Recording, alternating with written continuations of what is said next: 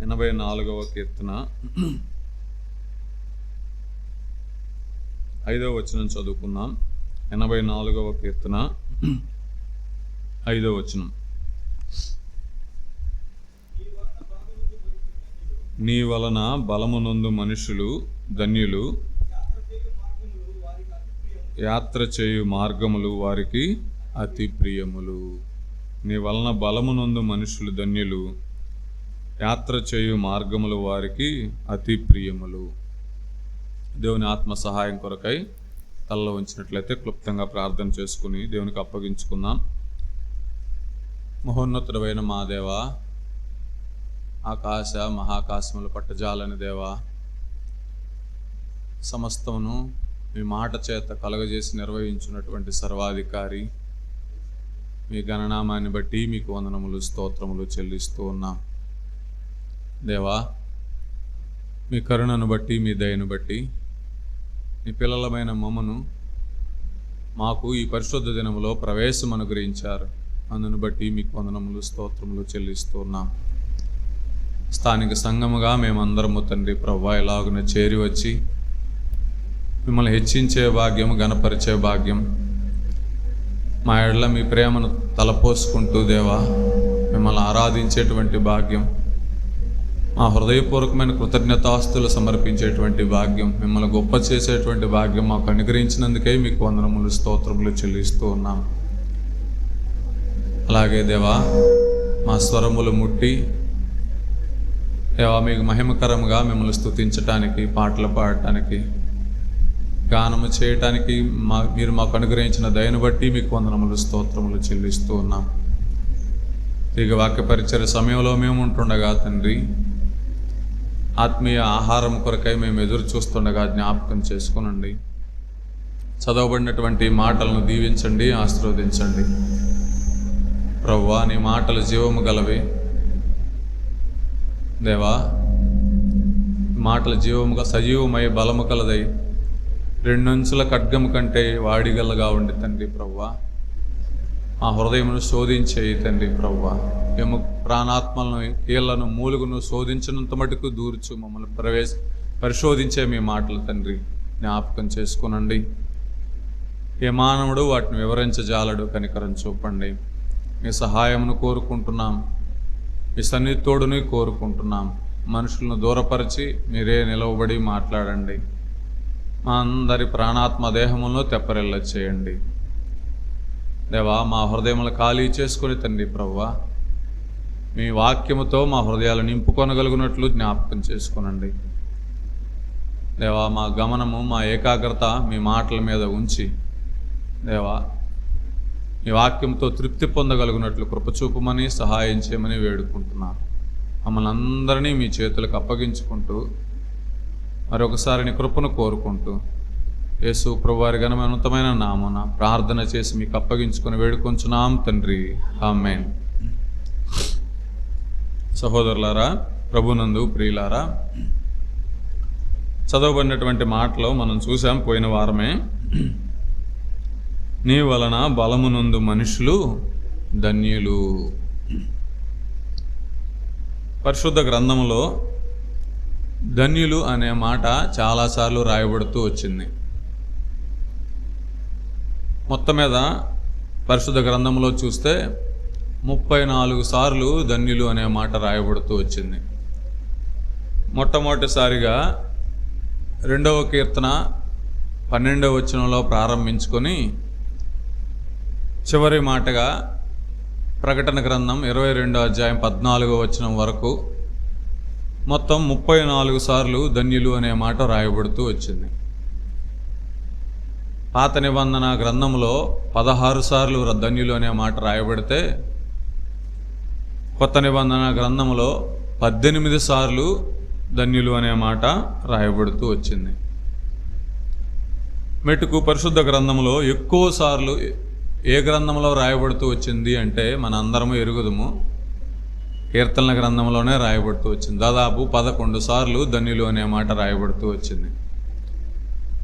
ఆ తర్వాత కొత్త నిబంధన గ్రంథములో ఎక్కువసార్లు ఏ గ్రంథంలో రాయబడుతూ వచ్చింది అంటే అది కూడా మనం ఎరుగుదుము. ఏ గ్రంథంలో? మత్తయి సువార్తలో రాయబడుతూ వచ్చింది. మత్తయి సువార్త అంతటిలో కొల్లా ఒకే అధ్యాయంలో ఆ మాటలు 9 సార్లు రాయబడుతూ వచ్చింది. ఏ అధ్యాయంలో? 5వ అధ్యాయంలో రాయబడుతూ వచ్చింది. 5వ అధ్యాయంలో అన్నీ కొన్ని వచనాలలోనే వరుసన రాయబడుతూ వచ్చింది. నీతి కొరకు ఆకలి దొప్పులు గల వారు ధన్యులు, సాత్వికులు ధన్యులు, ఆత్మ విషయమై దీనులైన వారు ధన్యులు, ఇవన్నీ రాయబడుతూ 9 సార్లుగా ఎవరు ధన్యులో రాయబడుతూ వచ్చింది. మొత్తం మీద ఈ 34 సందర్భాలలో ధన్యులైన వారిలో ఒక సందర్భాన్ని మనం ఇక్కడ చూస్తున్నాం.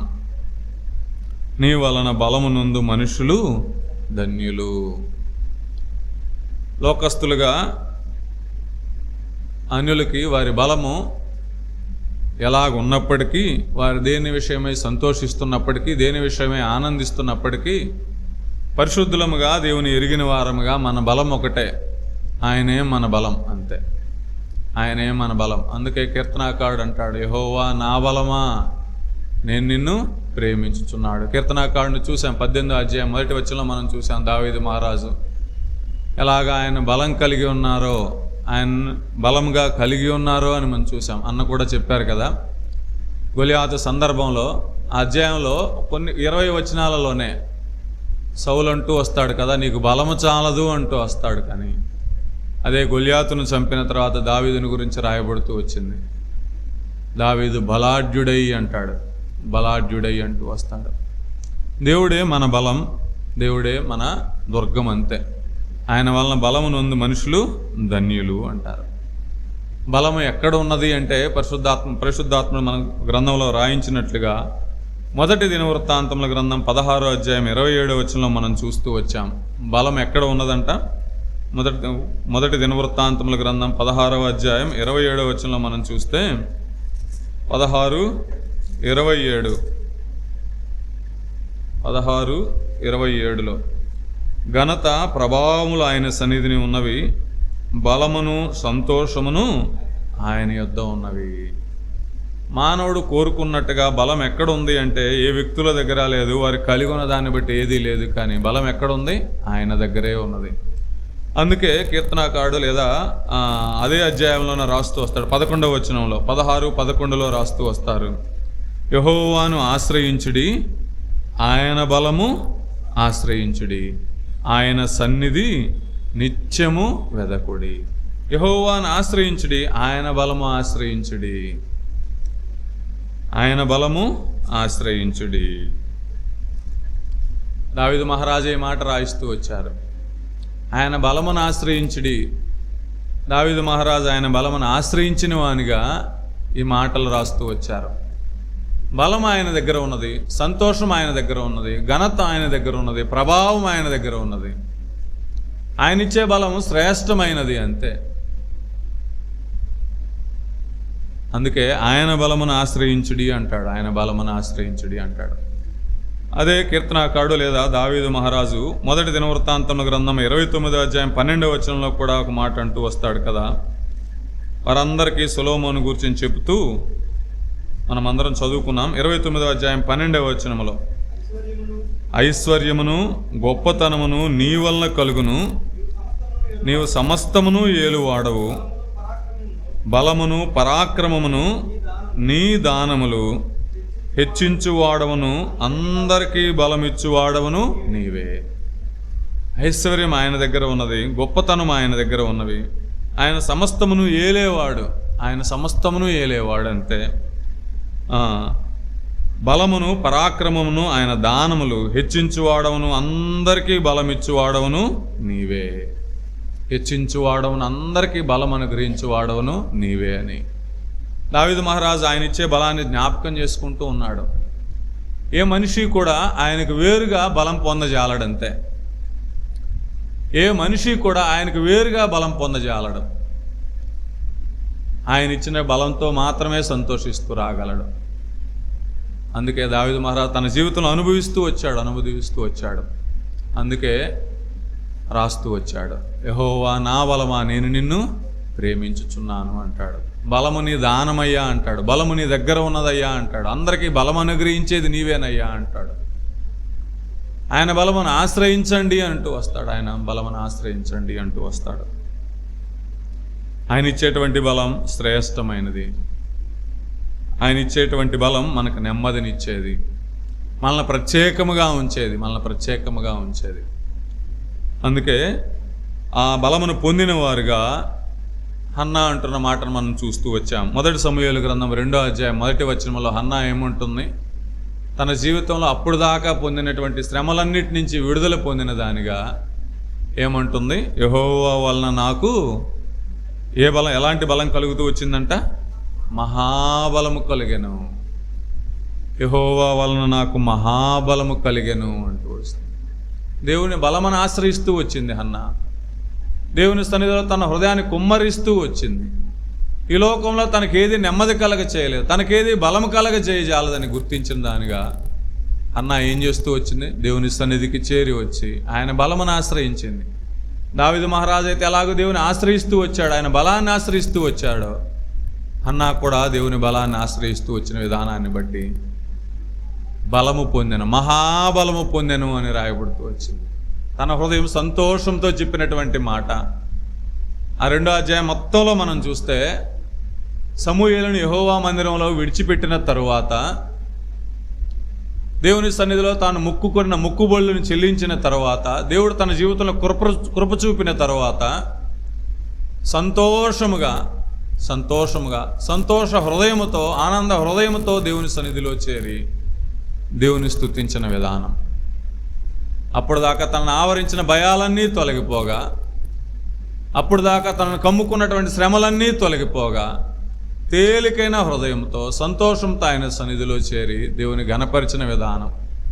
ఆయన వల్ల నాకు మహారక్షణ కలిగను, నీ వల్ల నాకు కలిగిన రక్షణ బట్టి సంతోషిస్తున్నానయ్యా, నీ వల్ల నాకు మహాబలం కలిగనని ఆ అధ్యాయమంతా స్తుతిస్తున్నటువంటి విధానం, అధ్యాయమంతా దేవుని ఘనపరుస్తున్న విధానం ఎంత శ్రేష్టమైనదో కదా. అప్పుడు దాకా తన జీవితంలో అలాంటి బలాన్ని పొందలా హన్నా.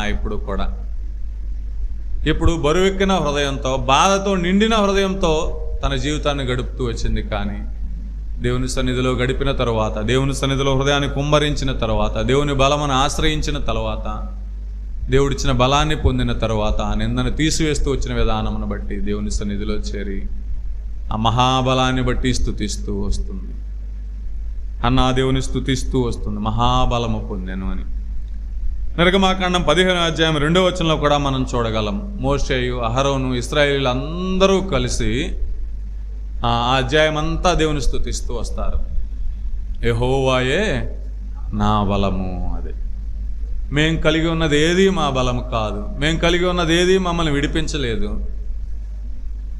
ఆయనే మా బలమై ఉన్నాడు, మమ్మల్ని విడిపించినటువంటి దేవుడు, మా రక్షణకర్త అయినటువంటి దేవుడు, మా రక్షణ దుర్గమైనటువంటి దేవుడు అని ఆ అధ్యాయం అంతా కూడా దేవుని స్తుతిస్తూ వచ్చారు. ఇశ్రాయేల్ సమాజం అంతా కూడా ఆయన వేడుకున్న విధానమును బట్టి, ఆయన బలమును చూసిన విధానమును బట్టి, ఆయన బలమును పొంది ఉన్న విధానమును బట్టి దేవుని స్తుతించేటువంటి అనుభవాలని మనం అక్కడ చూడగలం. ఈ మధ్యాహ్న కాలం మనం ఎలా ఉన్నాం? వారి వలె మనం స్తుతించగలుగుతున్నామా? మన జీవితాల్లో ఆయన ఇచ్చినటువంటి బలాన్ని పొంది, ఆయన ఆశ్రయించి ఆ బలాన్ని పొంది బలవంతులముగా ఆయన సన్నిధిలో చేరి, బలవంతుడైన దేవుని పిల్లలముగా ఆయన సన్నిధిలో చేరి హన్నా వలె మనం ఆనందించగలుగుతున్నామా? ఇశ్రాయేలు ప్రజల వలె, మోషే వలె, అహరోను వలె దేవుని స్తుతించగలుగుతున్నామా? దావీదు మహారాజు వలె ఆయన బలాన్ని పొంది సంతోషించగలుగుతున్నామా? ఆయన ఇచ్చిన బలం శ్రేష్టమైనది. నీ వలన బలము పొందు మనుషులు ధన్యులు. అంతే. అయితే ఆయన ఇచ్చినటువంటి బలాన్ని మనం పొందాలి అంటే మనం ఏం చేస్తూ రావాలి అంటే ఒక 4 మాటలు చూసుకొని క్లుప్తంగా ముగించుకుందాం. మొట్టమొదటిగా మనం చూసాం, పోయిన వారం మనం చూసాం, మళ్ళీ క్లుప్తంగా ఒక్కసారి జ్ఞాపకం చేసుకుని ముందుకు వెళ్దాం. యెషయా గ్రంథం 30వ అధ్యాయం 15వ వచనంలో మనం చూస్తే, యెషయా గ్రంథం 30వ అధ్యాయం 15వ వచనంలో మనం చూస్తే ఎలాగ బలం పొందగలము అంటే అక్కడ రాయబడుతూ వచ్చింది 30:15. యెషయా గ్రంథం 30వ అధ్యాయం 15వ వచనం. ప్రభువును ఇశ్రాయేలు యొక్క పరిశుద్ధ దేవుడునగు యెహోవా ఇలాగు సెలవిచ్చుచున్నాడు, మీరు మరలి వచ్చి ఊరకుండుట వలన రక్షింపబడెదరు, మీరు ఊరకుండి నమ్ముకొనుట వలన మీకు బలము కలుగును. మీరు ఊరకుండి నమ్ముకొనుట వలన మీకు బలము కలుగును. ఊరకుండి నమ్ముకొనుట వలన బలం కలుగుతుందంటే, అయితే నమ్మకపోతే మనం ఎలాగుంటాం? బలహీనులమే. ఎఫెసీయులకు రాసిన పత్రికలో చూసాం కదా మనం ఇంతకుముందు. ఎలా అనగా మనం ఇంకనూ బలహీనులమై ఉండగా, మనం ఇంకనూ శత్రువులమై ఉండగా, అంతే దేవుడు తన కుమారుని పంపుతూ వచ్చాడు, మన కొరకు సిలువలో మరణిస్తూ వచ్చాడు, మన శిక్షను అనుభవిస్తూ వచ్చాడు, తన బలాన్ని కోల్పోతూ వచ్చాడు. నా బలము ఎండిపోయి చిల్ల పెంకుల వలె ఆయన మనకు బలం అనుగ్రహించటానికి, నా బలము ఎండిపోయి చిల్ల పెంకుల వలె ఆయన బలాన్ని కోల్పోతూ వచ్చారు. తన శరీరమును మన శిక్షను భరించడం ద్వారా, మన కొరకే రక్తము చిందించడం ద్వారా మనల్ని బలపరచడానికి ఎన్ని ఇష్టపడుతూ ఉన్నాడు. ఏం చేస్తూ రావాలి? దాని కొరకే మనం ఏం క్రయధనం చెల్లించక్కర్లా, మన శరీరాన్ని శ్రమపరచుకోనక్కర్లేదు, యజ్ఞ యాగాదులు ఏమీ చేయనక్కర్లేదు, క్రయధనం ఏమీ చెల్లించనక్కర్లేదు. కేవలం మహోన్నతుడైనటువంటి ఆయన సన్నిధిలో చేరి ప్రభువా పాపినని ఒప్పుకొని ఆయన సొంత రక్షకునిగా అంగీకరించటం ద్వారా, ఆయన నమ్ముకొనటం ద్వారా మనకేం కలుగుతూ వస్తుంది? బలం అనుగ్రహిస్తూ వస్తాడు ఆయన. మీరు ఊరకుండి నమ్ముకొనుట వలన మీకు బలము కలుగును. ఊరకుండి నమ్ముకొనుట వలన, ఆయన నమ్ముకుంటే బలవంతులమవుతాం. ఆ బలవంతుడకు దేవుని పిల్లలమవుతూ వస్తాం. ఆయన బలవంతుడైనటువంటి దేవుడు, నిత్యుడగు తండ్రి, సమాధానకర్తయుగు అధిపతి. ఆ బలవంతుని పిల్లలంగా మనం బలవంతులము కావాలి అంటే ఏం చేస్తూ రావాలి? ఆయన ఆశ్రయిస్తూ రావాలి, ఆయన అంగీకరిస్తూ రావాలి. అప్పుడు మనం ఆ బలాన్ని చూడగలం. మోషేయు అహరోనులు కూడా నిర్గమాకాండం 15వ అధ్యాయంలో మనం చూస్తే, నిర్గమాకాండం 15వ అధ్యాయం ఇందాక మనం చూసాం. 15వ అధ్యాయం ప్రారంభంలో యెహోవాయే నా బలము నా గానము అని వాళ్ళు దేవుని స్తుతిస్తూ ఉన్నారు, గణపరుస్తూ ఉన్నారు కదా. దానికి ముందు వారు ఎంత భయపడుతూ వచ్చారో కదా, ఎంత బలహీనులుగా ఉన్నారో కదా. ఎదురుగా ఎర్ర సముద్రం ఉంటే, వెనక వైపు ఐగుప్తీయులు తరుముతూ ఉంటే వారు ఏమన్నారు? తిరిగి మేము వెళ్ళి ఐగుప్తులో ఉంటే చాలు అంటే, దేవుడు వారితో మాట్లాడిన విధానం ఏమంటున్నాడు చూడండి ఒకసారి. నిర్గమాకాండం గ్రంథం 14వ అధ్యాయం 13వ వచనంలో మనం చూస్తే, 13వ వచనంలో, అందుకు మోషే భయపడకుడి, యెహోవా మీకు నేడు కలగజేయు రక్షణను మీరు ఊరక నిలుచుండి చూడుడి. మీరు నేడు చూచిన ఐగుప్తీయులు ఇక మీదట మరి ఎన్నడూను చూడరు. యెహోవా మీ పక్షమున యుద్ధము చేయును, మీరు ఊరకే ఉండవలనని ప్రజలతో చెప్పెను. వారు భయపడుతున్నారు. బలహీనులుగా ఉంటే మోషే ద్వారా దేవుడు సెలవిచ్చినటువంటి మాట, మీరు భయపడనక్కరలేదు, వెనక్కి తిరిగి వెళ్ళని అవసరం లేదు, మీరు ఊరక నిలుచుండి చూడుడి. ఊరక నిలుచుంటే ఏమవుతుంది? యెహోవా మీ పక్షముగా యుద్ధము చేయును. ఊరక నిలుచుండి, అంతే, ఊరక నిలుచుండి చూడుడి. మీరు నేడు చూచిన ఐగుప్తీయులను ఇక మీదట మరి ఎన్నడూను చూడరు. యెహోవా మీ పక్షం యుద్ధము చేయని, మీరు ఊరకే ఉండవలనని ప్రజలతో చెప్పాను.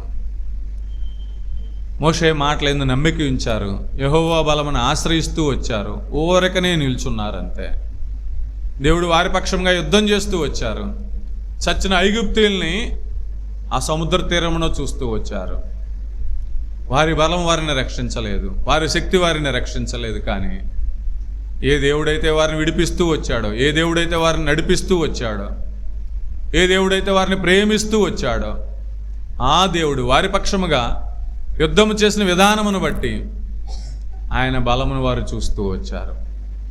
ఊరక నిలుచుండి ఆయన కలగజేసే రక్షణ చూస్తూ వచ్చారు, ఆయన బలాన్ని చూస్తూ వచ్చారు. అందుకే 15వ అధ్యాయం అంతట్లో కూడా దాదాపు 15వ అధ్యాయం 21వ వచనం వరకు కూడా, మొదటి వచనం మొదలుకొని 21వ వచనం వరకు కూడా ఆయన బలాన్ని గూర్చి ఆయన స్తుతిస్తూ ఉన్నారు, ఆయన గణపరుస్తూ ఉన్నారు. మనము కూడా ఆ బలాన్ని పొందాలి అంటే, మన జీవితంలో ఆయన చేసే ఆశ్చర్య కార్యములు చూడాలి అంటే ఏం చేయాలి? మనమేం క్రయం చెల్లించక్కర్లా, ఏం డబ్బులు పెట్టక్కర్లేదు. కానీ ఊరక నిలుచుండి ఆయన సన్నిధిలో చేరి ఆయన నమ్ముకోవటం వల్ల రక్షణ పొందగలం, రక్షణ బలాన్ని మనం పొందగలం. నమ్మి ఈ మధ్యాహ్న కాలం వేళ నమ్మి ఆయన ఇచ్చినటువంటి బలాన్ని పొందితే అంతకన్నా అదృష్టం ఏదీ లేదు. నమ్మకపోతే నేడే రక్షణ దినమేమో. దేవుడు నీతో మాట్లాడుతుండగా ఆయన సన్నిధిలో ఒప్పుకుందాం, నమ్ముకుందాం, ఆయన ఇచ్చేటువంటి బలాన్ని పొందుకుందాం. జకర్యా గ్రంథం 12వ అధ్యాయం 5వ వచనంలో కూడా ఒక మాట మనం చూడగలం. జకర్యా గ్రంథం 12వ అధ్యాయం 5వ వచనంలో ఒక మాట, ఇశ్రాయేలు అధికారులు వారు ఏమనుకుంటున్నారో, యెరూషలేములో వారు ఏమనుకుంటున్నారో, జకర్యా గ్రంథం 12వ అధ్యాయం 5వ వచనం 782వ పేజీలో. అప్పుడు యెరూషలేములోని అధికారులు, యెరూషలేము నివాసులు తమ దేవుడైన యెహోవాను నమ్ముకొనుట వలన మాకు బలము కలుగుచున్నదని తమ హృదయమందు చెప్పుకొందురు. మాకు బలము కలుగుచున్నదని తమ హృదయమందు చెప్పుకొందురు. యెరూషలేములో అధికారులు అనుకుంటున్నారు, యెరూషలేము నివాసులు అనుకుంటున్నారు, యెరూషలేము నివాసులు అనుకున్నారు. మేము ఊరకుండి యెహోవాను నమ్ముకొనుట వలన మాకు బలము కలుగుచున్నది అని అనుకుంటున్నారు, సాక్ష్యం ఇస్తున్నారు. ఆ సాక్ష్యం మనకుందా? ఆ సాక్ష్యం మనకుందా? వారు బలహీనులే, కానీ వారు ఊరకుండి నమ్ముకొనుట వలన, దేవునికి అప్పగించుకొనుట వలన, ఆయన ఇచ్చే బలాన్ని పొందుకొనుట వలన వారు సాక్ష్యం ఇస్తూ ఉన్నారు, వారు సాక్ష్యం ఇస్తూ ఉన్నారు. మనం ఏం చేస్తూ రావాలి? ఆయన బలాన్ని పొందాలంటే ప్రాథమిక మొదటి అడుగేంటి? ఆయన నమ్ముకోవాలి, ఆయన నమ్ముకోవాలి. ఆయనకి మన హృదయాన్ని అప్పగించాలి, ఆయనకి మన జీవితాన్ని అప్పగించాలి. ఆయన రక్తం చేత కడగబడుతూ రావాలి, పరిశుద్ధులంగా చేయబడుతూ రావాలి, పవిత్రులంగా చేయబడుతూ రావాలి. మారిన జీవితం, మార్పు చెందిన జీవితం, పాపపు జీవితం, పాత జీవితాన్ని విడిచిపెట్టి నూతన జీవితాన్ని కలిగిన వారముగా మనం ఎప్పుడైతే ఆయనకు అప్పగించుకుంటూ వస్తామో ఆయన తన బలాన్ని మనకు అనుగ్రహించడానికి ఇష్టపడుతూ వస్తారు. ఆయన బలహీనులను బలవంతులుగా చేసేటువంటి దేవుడు, బలహీనులను బలవంతులుగా చేసేటువంటి దేవుడు. గిద్యోనును మనం చూస్తూ వచ్చాము న్యాయాధిపతుల గ్రంథంలో. బలహీనుడైన వాడే, పిరికివాడే, శత్రువులకు దూరముగా గానుగు చాటున గోధుమల దుల్లగొట్టుచుండగా దేవుడు పిలిచి బలాఢ్యునిగా చేసి, ధైర్యపరచి, బలపరచి, ఇశ్రాయేలుకు జయమిచ్చినటువంటి విధానం, ఇశ్రాయేల్ని విడిపించినటువంటి విధానం, వారిని నడిపించిన విధానం మనం చూడగలం. ఆయన బలహీనులకు బలం అనుగ్రహించేటువంటి దేవుడు. హెబ్రీయులకు రాసిన పత్రిక 11వ అధ్యాయం 33వ వచనంలో కూడా ఆ మాట చూస్తాం. వారు బలహీనులుగా ఉండి బలపరచబడిరి అని చూస్తున్నాం. ఆయన ఇచ్చేటువంటి బలాన్ని మనం పొందుకుంటున్నామా? దావీదు వలె, హన్నా వలె, ఇశ్రాయేలు ప్రజల వలె, యెరూషలేము అధికారుల వలె, నివాసుల వలె, హెబ్రీయులకు రాసిన పత్రిక 12వ అధ్యాయంలో ఉన్నటువంటి విశ్వాస వీరుల వలె ఆయన ఇచ్చేటువంటి బలాన్ని పొందుకుంటున్నామా? బలవంతులుగా చేయబడుతున్నామా? మనల్ని మనం పరీక్ష చేసుకుందాం. నమ్మటం మాత్రమే కాదు, కానీ ఎంతవరకు నమ్మాలి? మరణము వరకు నమ్మకముగా ఉండాలి. మరణము వరకు. ప్రకటన గ్రంథం 2వ అధ్యాయం 10వ వచనంలో రాయబడినట్లుగా మరణము వరకు నమ్మకముగా ఆయనకు అప్పగించుకోవాలంతే. ఆయనకు అప్పగించుకోవాలి. ఆయనకు అప్పగించుకుంటే ఆయన తన బలంతో మనల్ని నింపేటువంటి దేవుడు, మనల్ని నడిపించేటువంటి దేవుడు. ఆశ్చర్య కార్యములను, అద్భుత కార్యములను, మనం చేయలేనటువంటి కార్యములను ఆయన తన మహిమ ద్వారా మన జీవితంలో జరిగించేటువంటి దేవుడు. ఎప్పుడైతే ఆయన బలాన్ని మన జీవితాల్లో చూస్తామో మనం కూడా ఆయన సన్నిధిలో చేరి సంతోషించే వారముగా, ఆయన సన్నిధిలో ఉత్సహించే వారముగా, ఆయన కృతజ్ఞతాస్తులు చెల్లించే వారముగా ఉంటాం. ఆ బలాన్ని పొందాలని దేవుడు ఇష్టపడుతూ ఉన్నారు, పొందాలని దేవుడు ఇష్టపడుతూ ఉన్నారు. మొట్టమొదటిగా దేవుడిచ్చే బలాన్ని పొందాలి అంటే ఆయనను నమ్ముకోవాలి. రెండవదిగా మనం చూస్తే 2వ దినవృత్తాంతముల గ్రంథం 27వ అధ్యాయం 6వ వచనంలో మనం చూస్తే, దినవృత్తాంతముల 2వ గ్రంథం 2వ దినవృత్తాంతములు 27:6 ఒక రాజును గురించి అక్కడ చెప్పబడుతూ వచ్చింది. ఆ రాజు ఎలాగా జయం పొందుతూ వచ్చాడో 2వ దినవృత్తాంతముల గ్రంథం 27వ అధ్యాయం 6వ వచనంలో, ఇలాగున యోతాము తన దేవుడైన యెహోవా దృష్టికి యథార్థముగా ప్రవర్తించి బలపరచబడెను. ఇలాగున యోతాము తన దేవుడైన యెహోవా దృష్టికి యథార్థంగా ప్రవర్తించి బలపరచబడెను. రెండవది, మన జీవితాల్లో మనం కలిగి ఉండవలసినటువంటి లక్షణం ఏంటి? మొదటిగా ఆయన నమ్ముకోవాలి, ఆయన రక్తంతో కడగబడాలి, పరిశుద్ధులంగా చేయబడాలి, ఆయన బిడ్డలుగా చేయబడుతూ రావాలైతే రెండవ లక్షణం ఏంటి? ఆ రాజు ఎలాగ బలం పొందుతూ వచ్చాడు? తన దేవుడైన యెహోవా దృష్టికి యథార్థముగా ప్రవర్తించి బలపరచబడెను. యోతాము జీవితంలో ఏముంది? యథార్థత ఉంది. దేవుడు ఆకాశం నుంచి చూస్తే, దేవుడు యోతాము హృదయాన్ని చూస్తే, యోతాము జీవితాన్ని చూస్తే, యోతాము మాటలను చూస్తే, యోతాము తలంపులను చూస్తే, మొత్తంగా తన జీవితాన్ని పరిశీలన చేస్తూ వస్తే దేవుని దృష్టికి యోతాములో ఏం కనపడుతూ వచ్చింది? యథార్థత కనపడుతూ వచ్చింది. అందుకే యోతాము ఏం చేయబడుతూ వచ్చాడు? తన దేవుడైన యెహోవా దృష్టికి యథార్థముగా ప్రవర్తించి బలపరచబడెను. యోతాము గురించి రాయబడింది కొద్ది మాటలే కానీ యోతాము బలపరచబడెను. దేన్ని బట్టి బలపరుస్తూ వచ్చాడు? తన తండ్రి ఇచ్చిన రాజ్యమును బట్టి కాదు, కానీ తనకున్న సైన్యమును బట్టి కాదు, కానీ తనకున్నటువంటి ఆయుధ సంపత్తిని బట్టి కాదు, కానీ తనకున్న రాజ్యమును బట్టి కాదు, కానీ దేని బట్టి బలపరచబడుతూ వచ్చాడు? దేవుని బట్టి. దేవుని ఎదుట తన ప్రవర్తనను బట్టి, తన యథార్థ ప్రవర్తనను బట్టి బలపరచబడుతూ వచ్చాడు. అలాగైతే ప్రియులారా, మనం కూడా దేవుని బట్టి బలపరచబడాలి అంటే మన జీవితాల్లో ఏం కనపడాలి? దేవునికి యథార్థత కనబడుతూ రావాలి. దేవుడు ఆకాశం నుంచి పరిశీలన చేస్తూ వస్తాడు. వివేకం కలిగి దేవుని వెదకువారు కలరేమో అని ఆ మనుషులను చూస్తూ వస్తాడు. ఆయన దృష్టికి కనపడది ఏదీ లేదు. మనుషుల దృష్టికి మనం గలమేమో కానీ ఆయన దృష్టికి మరుగుపరచబడింది ఏదీ లేదు. సమస్తమును తేటగా కనబడుతున్నది. ఆయన మన మాటలను చూస్తున్నాడు, మన ఆలోచనలను చూస్తున్నాడు, మన జీవితాలను చూస్తున్నాడు, మన క్రియలను చూస్తున్నాడు, సమస్తమును చూస్తున్నాడు. అంతే. ఆయన దృష్టికి యోతాము యథార్థవంతుడిగా కనబడుతూ వచ్చాడు. ఆయన ప్రవర్తన యథార్థవంతంగా కనబడుతూ వచ్చింది. అందుకనే బలపరచబడుతూ వచ్చాడు యోతాము.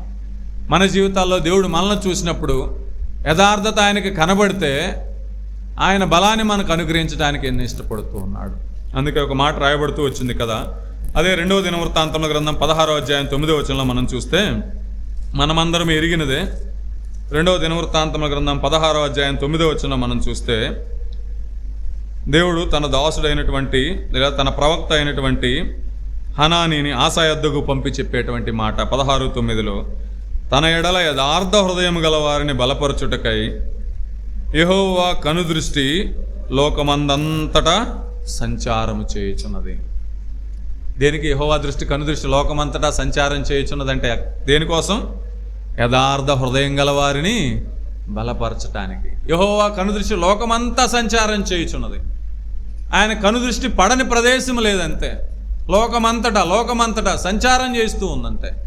ఎవరు ఆయన యథార్థ హృదయం కలిగి ఉన్నారో, ఎవరు ఆయన యథార్థ తలంపులు కలిగి ఉన్నారో, యథార్థ ప్రవర్తన కలిగి ఉన్నారో, యథార్థంగా నడుచుకుంటున్నారో, వాళ్ళని బలపరచటానికి యెహోవా కనుదృష్టి లోకమంతా సంచారం చేయుచున్నది. ఆసాను మనం చూస్తే ఆ ముందు అధ్యాయంలోనే శత్రువులందరూ కూడా ఆసా మీదకి దండెత్తి వస్తే 14వ అధ్యాయంలో ఆసా మీదకి దండెత్తి వస్తే ఆసా దేవుని సన్నిధిలో మొరపెడితే 11వ వచనంలో 14:11లో ఆసా దేవుని సన్నిధిలో మొరపెడితే దేవుడు తన దూతను పంపి వారికి విజయం అనుగ్రహిస్తూ వస్తే అద్భుతమైన రక్షణ చూశాడు. దేవుని బలాన్ని చూశాడు ఆసా. దేవునికి ఆసాలో యథార్థమైన ప్రవర్తన కనబడుతూ వచ్చింది. అదే ఆసా 16వ అధ్యాయానికి వచ్చేసరికి ఏమవుతూ వచ్చాడు? తన తోటి వాడే ఇశ్రాయేలు రాజు అయినటువంటి బయషా యూదా ప్రజల మీదకి దండెత్తి వస్తే ఆసా యథార్థంగా తన దేవుని మీద ఆనుకొని దేవుని సన్నిధిలో మొరపెట్టాలి, దేవునికి అప్పగించుకోవాలి. కానీ ఆసా ఏం చేస్తూ వచ్చాడంట? 16వ అధ్యాయం 2వ వచనంలో మనం చూస్తే, ఆసా యెహోవా మందిరమందును రాజనగర్ నందును ఉన్న బొక్కసముల్లోని వెండి బంగారములను తీసి దమస్కులో నివాసం చేయి సిరియా రాజుకు బెన్హదదు నద్దకు దూతల చేత పంపించి. ఎవరిని ఆశ్రయిస్తున్నాడు ఆసా? సిరియా రాజుని ఆశ్రయిస్తున్నాడు. ఇశ్రాయేల్ రాజు మీదకి దండెత్తమని, ఇశ్రాయేల్ రాజు నుంచి రక్షించమని తన రాజ్యంలో యెహోవా మందిరమందు రాజనగర్ నందు ఉన్నటువంటి వెండి బంగారములను తీసి శత్రువుని ఆశ్రయిస్తూ వస్తే దేవుని దృష్టికి ఆసా హృదయం ఎలాగుంది? యథార్థముగా లేదు. ఆసా హృదయం దేవుని మీద ఆనుకొనలేదు. యథార్థంగా లేదు. అందుకే దేవుడు తన దాసుడైనటువంటి దీర్ఘదర్శి అయినటువంటి హనానీని పంపించి 16వ అధ్యాయం 7వ వచనములో అంటాడు, ఆ కాలమందు దీర్ఘదర్శి అయిన హనాని యోధారాజైన ఆసా యొద్దకు వచ్చి అతనితో ఇలాగో ప్రకటించను, నీ దేవుడైన యెహోవాను నమ్ముకొనక సిరియా రాజును నమ్ముకొంటివే. ఆసాను హెచ్చరిక చేస్తూ, ఆసాకు బుద్ధి చెబుతూ, ఆసా జీవితాన్ని గురించి ఆసాకు తెలియజేస్తూ, దేవుని దృష్టిలో ఆసా ఎలాగున్నాడో తెలియజేస్తూ ఆసాతో చెప్పేటువంటి మాట, తన ఎడల యథార్థ హృదయం గల వారిని బలపరచుటకై యెహోవా కనుదృష్టి లోకమంతటా సంచారం చేయుచున్నది. ఈనాడు నేను ఒంటరినని నీవు అనుకుంటున్నావేమో, నాకు బలం లేదని నీవు అనుకుంటున్నావేమో, బంధుగణం లేదని అనుకుంటున్నావేమో, కానీ యెహోవా కనుదృష్టి సంచారం చేయొచ్చు ఉన్నది. ఆయన దృష్టికి యథార్థముగా ఉంటే నిన్ను బలపరచటానికి ఆయన కనుదృష్టి ఉన్నది. ఆయన సన్నిధి మనతో ఉన్నది. ఆయన దూతలు మన చుట్టూ ఉన్నారు. ఆయన కాపుదల మనతో ఉంది. ఆయన దృష్టికి యథార్థంగా మనం కనబడితే భయపడవలసిన అవసరం లేదు. ఇశ్రాయేలు భయపడుతూ వచ్చారు, దిగులు నొందుతూ వచ్చారు. మనల్ని ఎవరు రక్షిస్తారు? అటు చూస్తే ఐగుప్తీయులు, ఇటు చూస్తే ఎర్ర సముద్రం, ప్రాణాలు కోల్పోతామేమని భయపడుతూ వచ్చారు. కానీ దేవుడు విడిచిపెట్టలేదు. వాళ్ళని విడిపిస్తూ వచ్చాడు, విమోచిస్తూ వచ్చాడు. అలాగని ఈనాడు ఒంటరిగా ఉన్నానని భయపడుతున్నామేమో, దిగులు చెందుతున్నావేమో, పరిస్థితులను బట్టి భయపడనక్కరలేదు. ఆయన దృష్టికి మన హృదయం యథార్థమైనదైతే ఆయన కనుదృష్టి నిన్ను చూస్తూ ఉంది. ఆయన కనుదృష్టి నీ మీద ఉన్నది. ఆయన సన్నిధి నీతో కూడా ఉన్నది.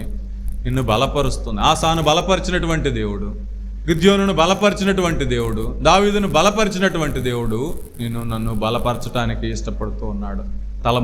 బలమును అనుగ్రహించడానికి ఇష్టపడుతూ ఉన్నాడు. యథార్థముగా ఉన్నది ఆయన దృష్టికి మన ప్రవర్తన, మన మాటలు ఆయన దృష్టికి యథార్థముగా ఉన్నాయా? పరీక్ష చేసుకుందాం. 84వ కీర్తన 11వ వచనంలో ఒక మాట అంటూ వస్తాడు. 84వ కీర్తన, యథార్థముగా ప్రవర్తించే వారికి మనం ఎరిగినదే. 84:11 చివరి మాట, 84:11 వచనంలో చివరి మాట, యథార్థముగా ప్రవర్తించు వారికి ఆయన ఏ మేలును చేయక మానడు. ఏ మేలైనా చేస్తాడు, ఏ మేలు చేయకుండా ఉండడు. ఏ మేలైనా చేస్తాడంతే. యెహోషువ ఆయన సన్నిధిలో ప్రార్థన చేస్తే ఆయన దృష్టికి అంగీకారంగా ఉన్నటువంటి తన హృదయాన్ని బట్టి, తన ప్రవర్తనను బట్టి ఏం చేస్తూ వచ్చాడు? సూర్యుడిని ఆపుతూ వచ్చాడు, చంద్రుణ్ణి ఆపుతూ వచ్చాడు. మానవ మాత్రుడు ఎవరైనా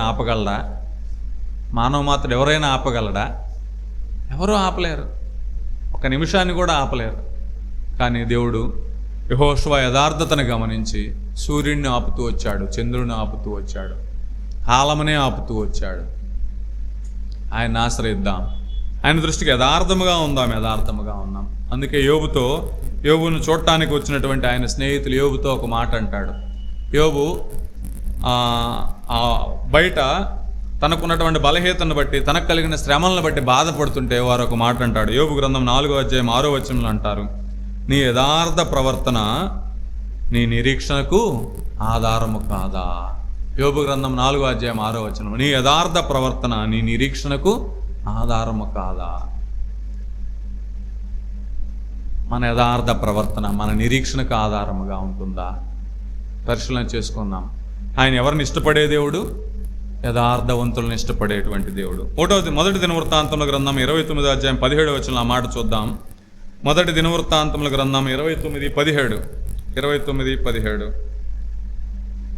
మొదటి దినవృత్తాంతముల గ్రంథం 29:17 దావీదు అంటున్నటువంటి మాట, నా దేవా, నీవు హృదయ పరిశోధన చేయుచు యథార్థవంతుల యందు ఇష్టపడుచున్నావని నేను ఎరుగుదును.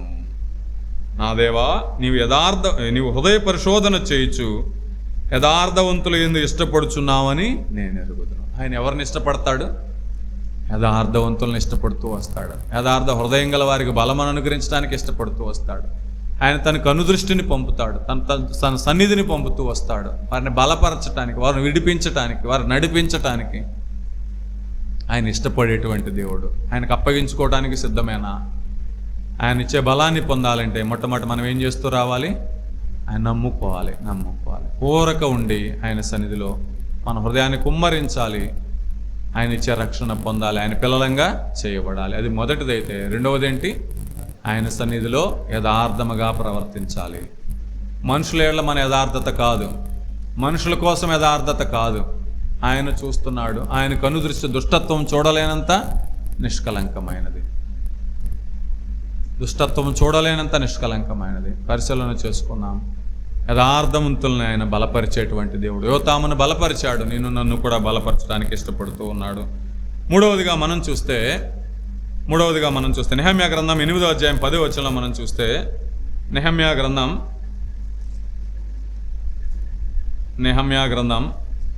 8వ అధ్యాయం 10వ వచనం.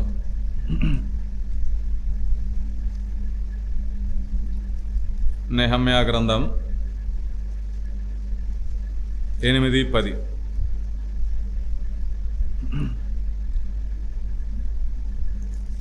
నెహెమ్యా గ్రంథం పేజ్ నెంబర్ 407, 8-10.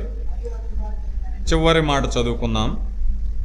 యెహోవా యందు ఆనందించుట వలన మీరు బలమొందుదురు. నెహెమ్యా గ్రంథం 8వ అధ్యాయం 10వ వచనం చివరి మాట. యెహోవా యందు ఆనందించుట వలన మీరు బలం పొందెదరు. యెహోవా యందు ఆనందం అంతే.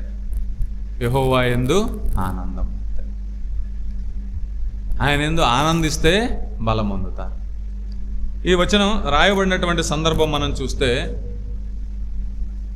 52 దినాలకి యెరూషలేము ప్రాకారం కట్టబడుతూ వచ్చింది. 7వ అధ్యాయం చివరి వచనంలో మనం చూస్తే, 7వ అధ్యాయం చివరి వచనంలో చూస్తే నెహెమ్యా గ్రంథంలోనే, అప్పుడు యాజకులు, లేవీయులు, ద్వారపాలకులు, గాయకులు, జనుల్లో కొందరును, నెతీనీయులు, ఇశ్రాయేలీలందరూ తమ పట్టణముల యందు నివాసము చేసిరి. ప్రాకారాన్ని కట్టబడుతూ వచ్చింది. వారందరూ కూడా తమ తమ పట్టణం ముందు నివాసం చేస్తూ ఉన్నారు. 8వ అధ్యాయం ప్రారంభంలో చూస్తే వారందరూ కూడా దేవుని మాటలు వినాలని ఆయన సన్నిధికి చేరి వచ్చి ఎజ్రా ద్వారా దేవుని మాటలు విన్న తరువాత వారందరూ దుఃఖముక్కులై ఉంటే నెహెమ్యా వారితో ఉన్నటువంటి మాట 10వ వచనంలో మనం చూస్తే, మరియు అతడు వారితో ఇట్లనెను, పదండి, కొవ్విన మాంసం భక్షించుడి, మధురమైన దాని పానము చేయుడి, ఇదివరకు తమ కొరకు ఏవి సిద్ధం చేసుకున్న వారికి వంతులు పంపించుడి, ఏలైనగా ఈ దినం మన ప్రభువునికి ప్రతిష్ఠితమాయను. మీరు దుఃఖపడకుడి, యెహోవా యందు ఆనందించుట వలన మీరు బలమొందుదురు. దుఃఖపడకుడి, మీరు యెహోవా యందు ఆనందించుట వలన మీరు బలమొందుదురు. యెహోవా యందు ఆనందించుట వలన మీరు బలమొందుదురు. దేని యందు ఆనందించాలి? ఆయన యందు మాత్రమే ఆనందించాలి. లోకంలో చూస్తే రకరకాల ఆనందాలు ఉంటాయి కదా, వారికి కలిగి ఉన్న దాన్ని బట్టి ఎంతో గొప్పగా సంతోషిస్తూ ఉంటారు. కానీ అవేవి వారికి శాశ్వతమైన ఆనందాన్ని కలగజేయజాలవంతే. ప్రపంచం నేలే చక్రవర్తి అయినా కూడా ఎంతకాలం తన జీవిత చరమాంకంలో ఎవరన్నా పట్టించుకుంటారా? ఎవరో అనామకుడిగా చనిపోయిన వారు ఎంతమందో, దుర్దశలో ఉండి చనిపోయిన వారు ఎంతమందో. ఈ లోకంలో మనకు కలిగి ఉన్నది ఏది సంతోషం కలగజేయజాలదు. అది తాత్కాలికమే. కానీ ఏది ఆనందం? యెహోవా యందు ఆనందించటం వలన వచ్చేటువంటి బలం అంతే. యోహాను ఉన్నాడు, ప్రకటన గ్రంథం రాసినటువంటి పరమార్థ జ్ఞాని యోహాను ఎక్కడున్నాడు? పద్మాసు ద్వీపంలో ఉంటే, పరవాసిగా పద్మాసు ద్వీపానికి పంపబడితే యోహాను అంటాడు, పరవశంతో నింపబడ్డాడు. దేవుని చూడగానే ప్రకటన గ్రంథం 1వ అధ్యాయంలో రాయబడుతూ వచ్చింది కదా, ఆత్మవశుడనైతిని అంటాడు. ఎంత సంతోషం, ఎంత ఆనందం! దేవుని బట్టి కలిగేటువంటి ఆనందం, దేవుడి సన్నిధిని బట్టి కలిగేటువంటి ఆనందం, దేవుని కనుదృష్టి మన మీద ఉన్న విధానాన్ని బట్టి కలిగేటువంటి ఆనందం, దేవుడు మనల్ని నడిపించే విధానాన్ని బట్టి కలిగే ఆనందం, దేవుడు చేతిలో మనం ఉన్నామన్నటువంటి నిరీక్షణ బట్టి కలిగే ఆనందం ఎంత శ్రేష్టమైనదో కదా.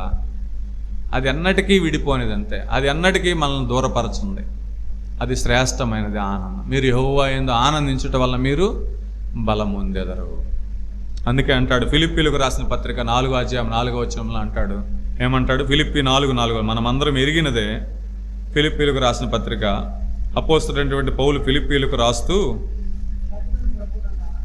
ఆనందించుడి, ఎల్లప్పుడూ ప్రభువునందు ఆనందించుడి, మరలా చెప్పుదును ఆనందించుడి. ఎప్పుడు ఆనందించాలి? ఎల్లప్పుడూ. దేన్ని బట్టి ఆనందించాలి? ఈ లోకంలో దేన్ని బట్టి కాదు, కానీ ప్రభువునందు ఆనందించుడి, మరలా చెప్పుదును ఆనందించుడి.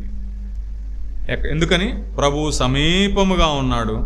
దేనిని గూర్చి చింతపడుకుడు కానీ ప్రతి విషయంలోనూ ప్రార్థనా విజ్ఞాపనల చేత కృతజ్ఞతాపూర్వకంగా మీ విన్నపములు దేవునికి తెలియజేయడు. అప్పుడు సమస్త జ్ఞానమునకు మించిన దేవుని సమాధానం యేసుక్రీస్తు వలన మీ హృదయములకును మీ తలంపులకును కావలి ఉండును.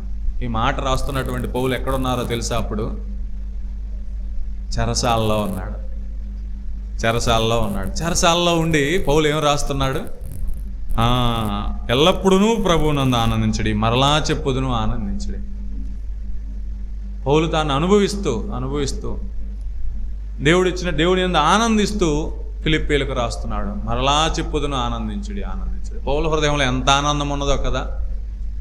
ఒకప్పుడు పౌలు హృదయం దేంతో నింపబడేది? ఆనందం.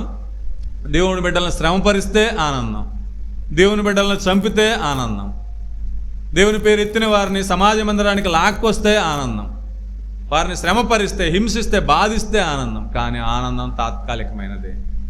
నమస్క మార్గంలో దేవుని ఎరిగాడు. దేవుడు తను సంధిస్తూ వచ్చాడు, దేవుని చేత పట్టబడుతూ వచ్చాడు. ఇప్పుడు అతను నిజమైన ఆనందాన్ని కనుగొన్నాడు. ఈ లోకంలో ఏది సంతోషం కలగజేయలేదు అనుకున్నాడు. దేవుని ఆశ్రయిస్తూ వచ్చాడు. ఆయన కొరకే శ్రమను అనుభవించడానికి ఇష్టపడుతూ వచ్చాడు. ఓడ ప్రమాదాలలో ఇక చనిపోతానేమో అనుకున్న పరిస్థితుల్లో కూడా పౌలు తన ఆనందాన్ని వీడలేదు. దేవుని చెరసాలలో ఉన్నాడు. హతసాక్షి చేయబడతానని బహుశా పౌలుకి నమ్మకమేమో. అయినా కూడా పౌలు ఆనందం పోలేదు. ఆనందాన్ని రాస్తూ వచ్చాడు. ఎల్లప్పుడూ ప్రభువునందు ఆనందించుడి, మరలా చెప్పుదును ఆనందించుడు. దేవుని బిడ్డలకు మాత్రమే ఉండే ఆనందం, అంతే. అది లోకస్తులకు ఎవ్వరికీ ఉండదు. దుఃఖపడవద్దు, దిగులు పడవద్దు, చింతపడవద్దు. అది ఈనాడు దేవుని ఎరిగి ఉండి చింతపడుతున్నామేమో, దేవుని ఎరిగి ఉండి భయపడుతున్నావేమో, దేవుని కలిగి ఉండి కూడా ఆనందించట్లేదేమో. ఆయన ఎందు ఆనందిస్తే బలం పొందుతావు. ఆయన ఎందు ఆనందిస్తే బలం పొందుతావు. ఆనందిస్తున్నామా? పరిశీలన చేసుకుని హబక్కూకు భక్తుడు అంటాడు 3వ అధ్యాయం 17వ వచనంలో ఎప్పుడు ఆనందిస్తున్నాడు హబక్కూకు? దేవుడి వల్ల వచ్చే ఆనందం. హబక్కూకు గ్రంథం 3వ అధ్యాయం 17వ వచనంలో మనం చూస్తే 3:17. హబక్కూకు 3:17 ఎవరైనా తీస్తే 3:17, పేజ్ నెంబర్ 172, 772. హబక్కూకు 3:17, 17-18. అంజూరపు చెట్లు పూయకుండినను, ద్రాక్ష చెట్లు ఫలింపకపోయినను, ఒలీవ చెట్లు కాపులేకయుండినను, చేనులోని పైరు పంటకు రాకపోయినను, గొర్రెలు దొడ్డిలో లేకపోయినను, సాలలో పశువులు లేకపోయినను, నేను యెహోవా యందు ఆనందించదను, నా రక్షణకర్త అయిన నా దేవుని యందు నేను సంతోషించదను, ప్రభువు యెహోవాయే నాకు బలం.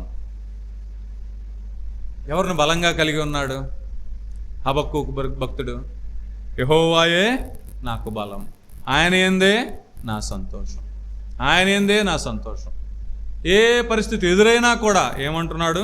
అంజూరపు చెట్లు పూయకుండినా, ద్రాక్ష చెట్లు ఫలింపకపోయినా, ఒలీవ చెట్లు కాపు లేకపోయినా, చేనులోని పైరు పంటకు రాకపోయినా, గొర్రెలు దొడ్డిలో లేకపోయినా, సాలలో పశువులు లేకపోయినా, ఏమీ లేకపోయినా నేను నా దేవుని యందు ఆనందిస్తాను, ఆయనే నాకు బలం. మనం ఎలాగున్నాం మన జీవితాల్లో? బహుశా మన జీవితాలు ఇవన్నీ జరగవు, ఏమీ లేకుండా బావు. దేవుడు ఏదన్నా ఒక్కటి తక్కువ చేస్తే మనం అప్పుడే యోబు భార్యల వలే అవుతామేమో కదా. మనం ఒక్కటి తక్కువ అయితే, ఒక్కటి అనుకున్నంత జరగకపోతే వెంటనే మనకేమొస్తుంది? ఆయన సన్నిధిలో కూర్చుంటాం, బహుశా ప్రార్థన చేస్తాం, అంటుంటాం, అయ్యా ప్రతి వారం నీ మందిరానికి వెళ్తున్నాను కదయ్యా, ప్రతిరోజు నీ సన్నిధిలో గడుపుతున్నాను కదయ్యా, నీ వాక్యాన్ని ధ్యానిస్తున్నాను కదయ్యా, నీ బిడ్డగా ఉంటున్నాను కదయ్యా, నాకెందుకు ఇలాగా అన్నవారం లేమా? మనలో లేమా? ఒక్కటి తక్కువ అయితే. కానీ ఇక్కడ భక్తుడు ఏమంటున్నాడు? ఏమీ లేకపోయినా నేను నా దేవుడైన యెహోవా యందు ఆనందిస్తాను. చెప్పినంత సులభం కాదేమో కానీ ఆయన అంగీకరించి ఆయనకు లోబరుచుకొని హృదయపూర్వకంగా ఆయన ఎదుట ప్రవర్తిస్తే ఇది సాధ్యమే. పరిశుద్ధ గ్రంథంలో భక్తులకు సాధ్యమవుతూ వచ్చింది, హబక్కూకుకు సాధ్యమవుతూ వచ్చింది, పౌలుకు సాధ్యమవుతూ వచ్చింది, దావీదుకు సాధ్యమవుతూ వచ్చింది, భక్తులు ఎందరికో సాధ్యమవుతూ వచ్చింది. ఈ లోకం వాటి మీద మనసు ఉంచుకొనకుండా ఆయన ఇచ్చే బలాన్ని కలిగి ఉండాలి అంటే ఆయన బలంగా కలిగి ఉండాలి, ఆయన మీద ఆధారపడాలి, అంతే. ఆయన యందు ఆనందించాలి. ఆయన యందు ఆనందిస్తే దేని మీద ఆనందించవు. ఈ లోకంలో దేని మీదైనా ఆనందిస్తే ఆయన మీద ఆనందించలేవు. మన ఆనందం ఎలాగున్నది? మీరు యెహోవా యందు ఆనందించటం వల్ల మీరు బలం పొందుతారు. దేన్ని బట్టి ఆయన ఆనందించాలంటే ఇర్మియా భక్తుడు ఒక మాట అంటూ ఉన్నాడు. 15వ అధ్యాయం 16వ వచనంలో, ఇర్మియా గ్రంథం 15:16లో అంటాడు. ఇర్మియా గ్రంథం 15:16. ఇర్మియా భక్తుడు ఆనందిస్తూ ఉన్నాడు, సంతోషిస్తూ ఉన్నాడు. నీ మాటలు నాకు దొరకగా నేను వాటిని భుజించి తిని, సైన్యములకు అధిపతికి యెహోవా దేవా, నీ పేరు నాకు పెట్టబడిన గనుక నీ మాటలు నాకు సంతోషమును, నా హృదయమునకు ఆనందమును కలగజేయుచున్నవి. నీ మాటలు నాకు ఆనందమును, నీ మాటలు నాకు సంతోషమును, నా హృదయమునకు ఆనందమును కలగజేయుచున్నవి. ఆయన యందు ఆనందించాలి అంటే దేన్ని బట్టి ఆనందించాలి? ఏమి లేకపోయినా ఆనందించాలి. అంతేకాదు ఆయన ఇచ్చిన మాటను బట్టి ఆనందిస్తూ రావాలి. నీ మాటలు నాకు దొరక్క నేను వాటిని భుజించి తిని అంటున్నాడు. అవి నాకు సంతోషాన్ని కలగజేసినాయి, నా హృదయానికి ఆనందం కలగజేస్తూ వచ్చినాయి అంటున్నాడు. దేవుని మాటల మీద ఆశ పెట్టుకున్నవాడు, దేవుని మాటల మీద ఆశ, దేవుని వాక్యాన్ని బట్టి ఆనందం. అందుకే కీర్తన 1వ అధ్యాయంలో రాయబడుతూ వచ్చింది కదా, దుష్టుల మార్గమును చొప్పున నడవక, అపాసకులు కూర్చుండక, పాపుల మార్గమును నిలువక, యెహోవా ధర్మశాస్త్రమందు ఆనందించుచు దివారాత్రము దాన్ని ధ్యానించువాడు ధన్యుడు. ఎలా ధ్యానించాలంట? ఎలా ధ్యానించాలి? యెహోవా ధర్మశాస్త్రమునందు ఆనందించుచు ధ్యానించాలంతే. మనం ధ్యానిస్తుంటాం, ఉదయాన్నే లేస్తాం, వాక్యం తీసుకుంటాం, చదువుతుంటాం. మన కళ్ళు ఎక్కడ ఉంటాయి? మనసు ఎక్కడ ఉంటుంది? ఆనందం పొందుతూ ధ్యానిస్తున్నామా? ఆయన వాక్యాన్ని ధ్యానిస్తున్న సమయంలో ఆనందాన్ని పొందుతున్నామా? ఆనందంగా ధ్యానిస్తున్నామా? ఆయన యందు ఆనందిస్తే బలం పొందుతాం, ఆయన యందు సంతోషిస్తే బలం పొందుతాం. పరిశీలన చేసుకుందాం. 119వ కీర్తన 14వ వచనంలో ఒక మాట అంటూ వస్తాడు కీర్తనాకారుడు. 119:14లో దేవుని వాక్యాన్ని బట్టి ఎలా ఆనందిస్తున్నాడు అంటే, 119వ అధ్యాయం మొత్తం ఆయన మాటల గురించి రాయబడుతూ వచ్చింది. కానీ ప్రత్యేకంగా ఒక్క మాటను ధ్యానం చేసుకుని 119:14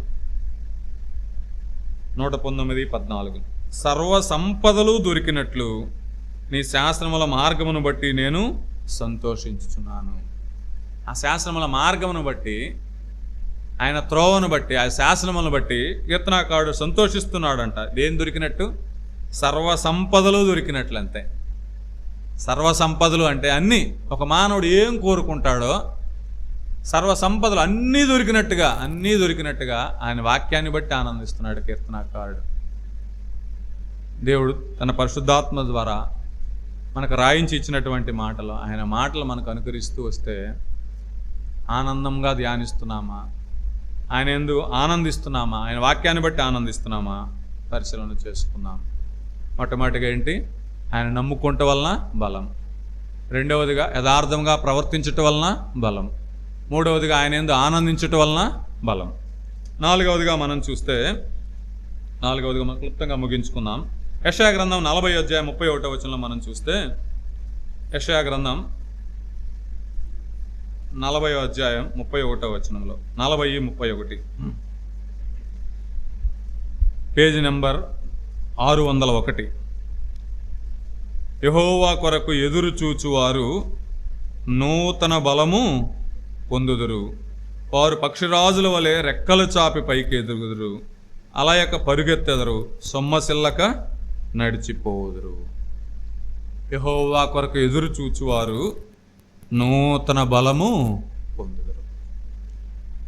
ఆయన నమ్ముకోవాలి, మనల్ని ఆయనకు అప్పగించుకొని యథార్థమైన ప్రవర్తన కలిగిన వారముగా ఉండాలి, ఆయన యందు ఆనందించాలి. ఇక తన జీవితంలో ఏం చేస్తూ రావాలి? ఆయన కొరకు ఎదురు చూస్తూ రావాలి. ఆయన కొరకు ఎదురు చూస్తూ రావాలి. ఏ రకంగా ఎదురు చూడాలి? అబ్రహాం ఎదురు చూశాడంట. అబ్రహాం ఎదురు చూస్తూ వచ్చాడు. హెబ్రీయులకు రాసిన పత్రిక 11వ అధ్యాయం 10వ వచనంలో ఒక మాట రాయబడుతూ వచ్చింది. అబ్రహాం ఎదురు చూస్తూ వచ్చాడు. దేని గురించి ఎదురు చూస్తూ వచ్చాడు? హెబ్రీయులకు రాసిన పత్రిక 11వ అధ్యాయం 10వ వచనంలో 11:10 ఏలయనగా దేవుడు దేనికి శిల్పియు నిర్మాణకుడునై ఉన్నాడో పునాదులు గల ఆ పట్టణం కొరకు అబ్రహాము ఎదురు చూచుచుండెను. అబ్రహాం ఎదురు చూస్తున్నాడు. ఈ లోకంలో అబ్రహాంకి ఏం కొరవ? ఏమీ లేదు. కానీ ఆ నూతన బలాన్ని పొందాలని అబ్రహాం ఏం చూస్తున్నాడు? ఈ లోకంలో పరవాసినని గుర్తెరిగి ఆయన కొరకు ఎదురు చూస్తూ ఉన్నాడు. దేవుడు దేనికి శిల్పినై ఉన్నాడో, దేనికి నిర్మాణకుడినై ఉన్నాడో పునాదులు గల ఆ పట్టణం కొరకు ఎదురు చూస్తున్నాడు. పునాదులు గల ఆ పట్టణం కొరకు ఎదురు చూస్తున్నాడు. ఆ ఎదురు చూడటం వల్ల నూతన బలం పొందుతాం. అబ్రహాం ఒక్కడే ఎదురు చూస్తున్నాడా అంటే మనమును ఎదురు చూడాలి. పరిశుద్ధాత్మక దేవుడు రాయిస్తూ వచ్చిన మాట అదే హెబ్రీయులకు రాసిన పత్రిక 13వ అధ్యాయం 14వ వచనంలో మనం చూస్తే, హెబ్రీయులకు రాసిన పత్రిక 13:14 నిలవరమైన పట్టణం మనకెక్కడ లేదు గాని ఉండబోచున్న దానికోసము ఎదురు చూచుచున్నాము. ఉండబోచున్న దానికోసము ఎదురు చూచుచున్నాము. అక్కడ రాయబడుతూ వచ్చింది కదా, మూడనేసి అక్కడ వెతుకుచున్నాము. దేని గురించి వెతుకుచున్నాము? దేని గురించి ఎదురు చూచున్నాం? ఈ లోకంలో నిలవరమైన పట్టణం మనకి ఇది కాదు కనుక దేవుడు దేనికి శిల్పి నిర్మాణకుండై ఉన్నాడో, మన కొరకు ఏ రాజ్యాన్ని సిద్ధపరుస్తూ వచ్చాడో, ఏ దేశాన్ని సిద్ధపరుస్తూ వచ్చాడో ఆయనతో కూడా ఉండులాగన మనల్ని తీసుకుని వెళ్ళడానికి మరలా మనకు రానై ఉన్నాడో ఆయన కొరకు ఎదురు చూసే వారముగా ఉండాలి. అబ్రహాం ఎదురు చూస్తూ వచ్చాడు. యెహోవా కొరకు ఎదురు చూచువారు నూతన బలము పొందుదురు. అందుకే లూకాసు వార్తలో ఒక మాట రాయబడుతూ వచ్చింది. చివరిగా చూసుకుని ముగించుకుందాం. లూకాసు వార్త 12వ అధ్యాయం 36వ వచనంలో ఎలాగ ఎదురు చూసే వారముగా ఉండాలో లూకాసు వార్త 12:36లో మనమందరం ఎరిగిన వచనమే అది. 10 మంది కన్యకుల గురించి రాస్తూ ఎలాగ ఉండాలో చెప్పిన మాట. 12వ అధ్యాయం 36వ వచనం. తమ ప్రభువు పెండ్లి విందు నుండి వచ్చి తట్టగానే అతనికి తలుపు తీయుటకు అతడెప్పుడు వచ్చునో అని అతని కొరకు ఎదురు చూచు మనుషుల వలె ఉండుడి. అతని కొరకు ఎదురు చూచు మనుషుల వలె ఉండుడి. ఆ సందర్భం మనం ఎరిగిందుమే. ప్రభు ఎప్పుడు వస్తాడో ఏ జామున వస్తాడో తెలియదు కనుక మన ప్రభువారు ఎప్పుడు వచ్చినా ఆయన సంధించటానికి, ఆయనతో కూడా కొనిపోబడటానికి మనం ఎదురు చూస్తూ ఉండేవారముగా రావాలి. ఆ నిలవరమైన పట్టణం కొరకు, మనం ఉండబో ఆ పట్టణం కొరకు, రాబోయే ఆయన కొరకు మనం ఎదురు చూస్తూ ఉంటే మనం ఏం పొందుతాం? నూతన బలము పొందుతాం. 4 లక్షణాలు కలిగి ఉండి ఆయన ఇచ్చేటువంటి బలాన్ని పొంది ఉండి ఈ లోకములో ఆయన కొరకై పరిశుద్ధముగా జీవిద్దాం.